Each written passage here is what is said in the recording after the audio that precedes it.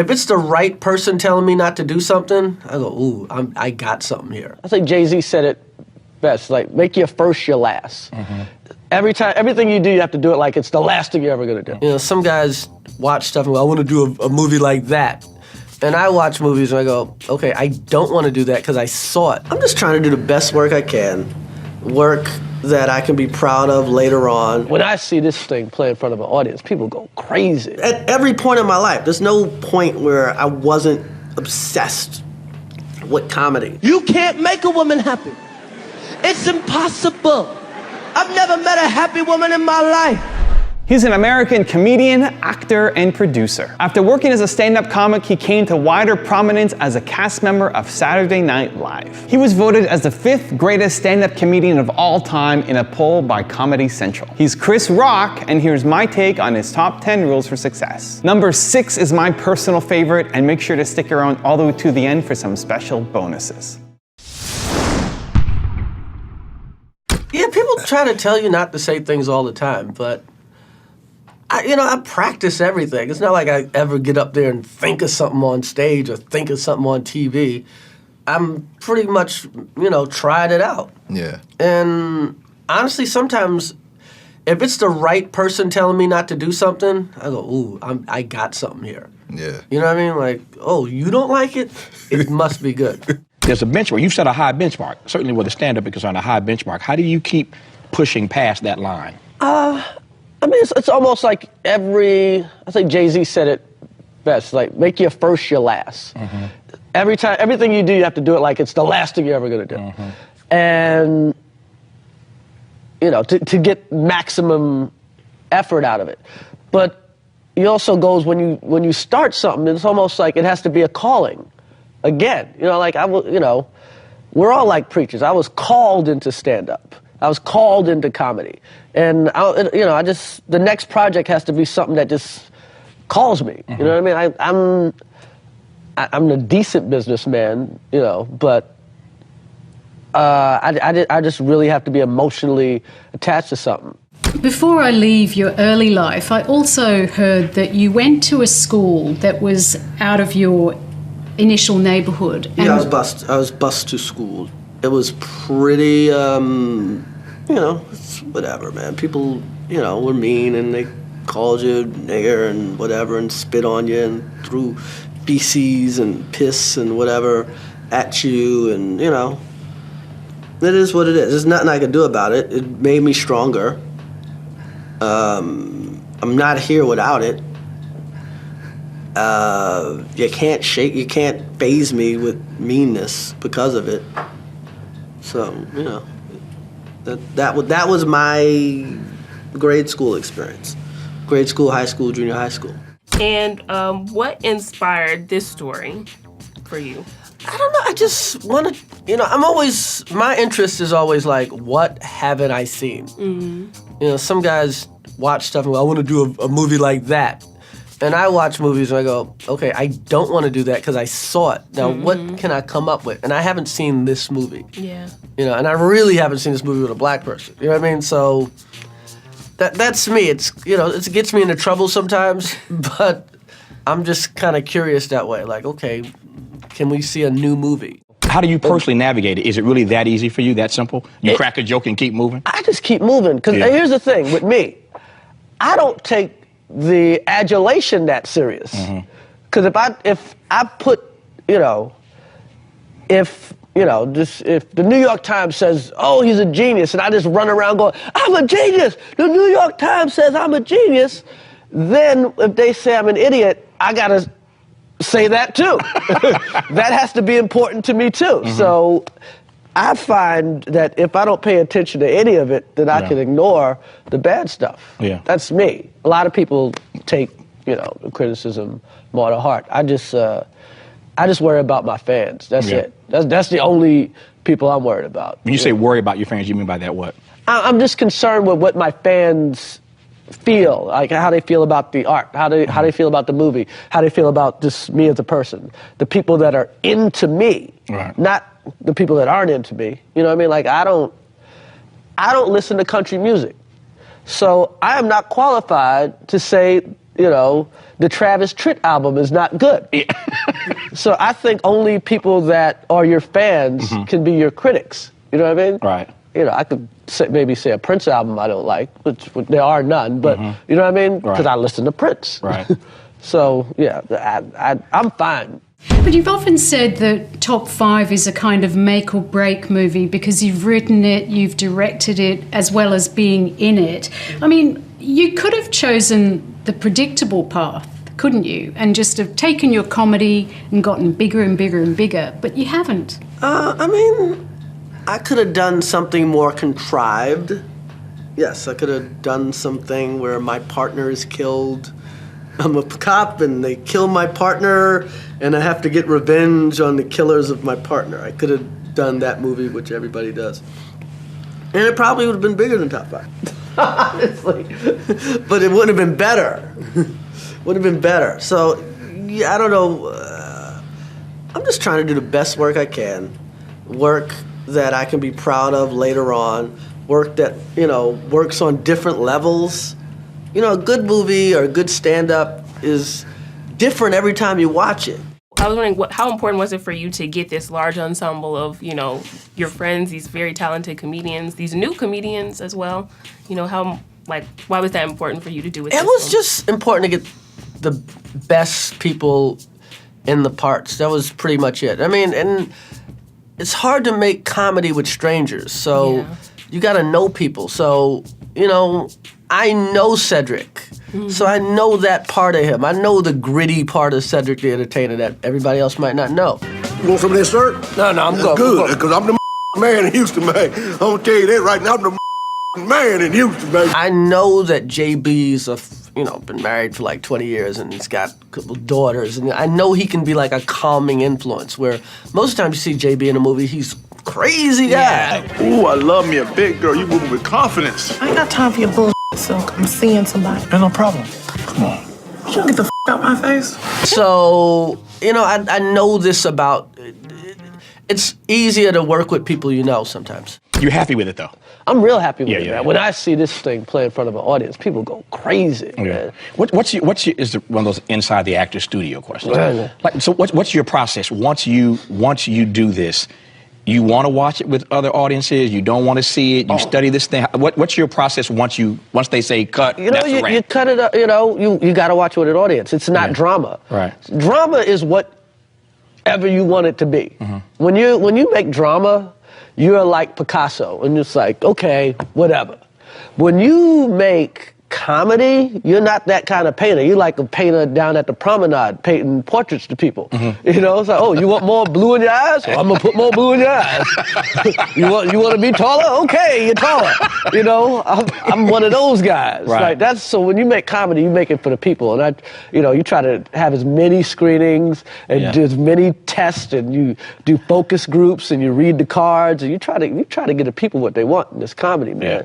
Where did the comedy part come in? Because you left high school to start the comedy career, didn't you? Was comedy like a way of getting back at the bullies, or where did it come from? I always liked comedy. I was always interested in comedians, even when I was a kid when I was 7 years old. I thought Bill Cosby was unbelievable, and I thought, Richard Pryor and Don Rick, all these guys, I would watch the Dean Martin roast and all of that stuff, Abbott and Costello. At every point in my life, there's no point where I wasn't obsessed with comedy. And I'm still obsessed to this day, So, it was just a natural thing for me to do. And anybody in this room that's ever been in love will testify to this shit. If you haven't contemplated murder, you ain't been in love. If you haven't thought about killing a you ain't been in love. If you haven't had a can of rat poison in your hand and looked at it for 45 minutes straight, you ain't been in love. If you haven't bought a shovel and a bag and a rug to roll their ass up in, you ain't been in love. If you haven't practiced your alibi in front of the mirror, you ain't been in love. And the only thing that stopped you from killing this was an episode of CSI.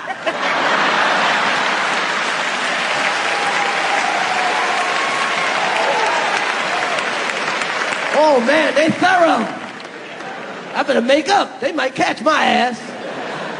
That's right, man. See, relationships are hard, man. But for any relationship to work, both people have to be on the same page. Both people have to have the same focus. That's right. And we all know what that page is. We all know what that focus is. In order for the relationship to work, both people have to have the same focus. And what's that focus? The focus is all about her. It's all about her. She's already there, fellas. She's waiting for you to come aboard. Fellas, when you wake up in the morning, you should look yourself in the mirror and say, you. Your hopes, your dreams, your plans, everything you thought this life was gonna bring you. Now let's go out there and try to make this happen.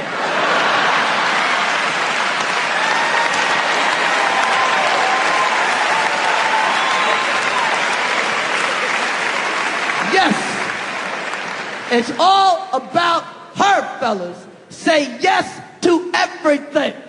Everything. Everything you could afford, say yes to. Just say yes. Before she even gets it out of her mouth. Honey, yes. Honey, I want a yes. Honey, how about yes? Let's get a stamp. Yes, yes, yes, yes, yes, yes, yes. Another thing, fellas, don't argue. You cannot win. You cannot beat a woman in an argument. It's impossible. You will not win. Because men, we are handicapped when it comes to arguing. Because we have a need to make sense.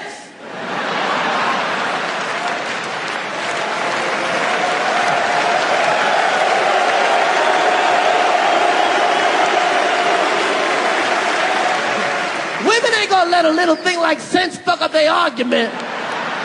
Because she's not in it for sense. She's in it for distance and irritation. How long can I talk before this snaps? They want you to shake the shit out of them till you hear the cops coming. I'm serious. What the fuck? Oh, let me get the out.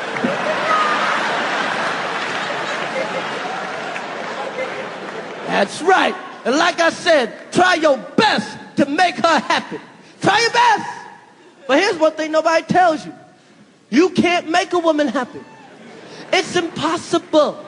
I've never met a happy woman in my life. Women always complaining about something. Shit, women like to complain. Women save up to complain about. Oh, he don't even know I know, but I'm gonna get his ass on that next month. They like complaining. They love it. No matter what you do, she'll be mad. You can a woman with a diamond and make her come 10 times. She'll still complain. Why you make me come so hard? This diamond is cloudy. Why don't you go to Tiffany's? You're so cheap. No matter what you do, your woman is mad at you. If you work all the time, why you work all the time? You ain't never home. You always leaving me. I hate this. If you home all the time, why you all up under me? Let me get some room to breathe. Damn, stop sweating me. I hate this.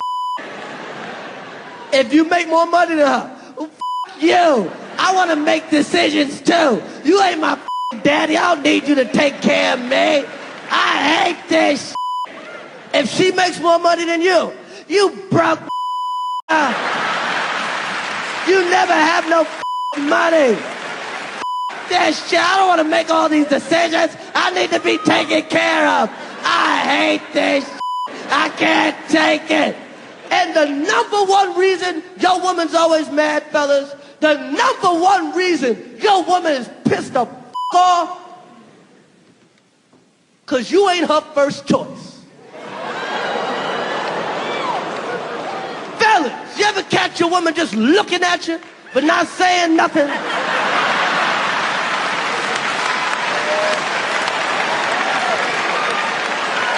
In her mind, she's thinking, how did I end up with this ugly Oh, Lord, this was ugly and stupid. I had a good man and I blew it. Damn, Lord, kill my man. Kill him, please. kill him while I still look good enough to get something new. Please kill this now. Strike him. Strike him. If you out there, Lord, strike this dead.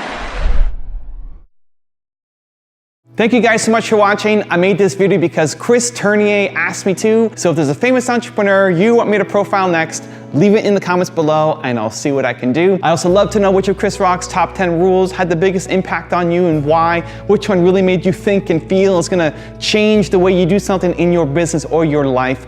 Leave it down in the comments. I will join in the discussion. Thank you guys so much for watching. Continue to believe and I'll see you soon.